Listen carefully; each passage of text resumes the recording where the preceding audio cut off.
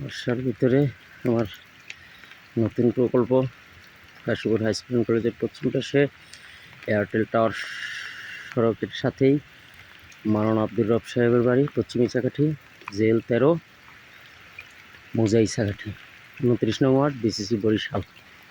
আমাদের বাড়ির ভিতরেই আমার স্বাস্থ্য ভাইয়ের অংশের, ভাই বোনের অংশ, চাচার অংশ থেকে কিছু প্লট, এবার স্বল্প কিছু প্লট বিক্রি করা হবে।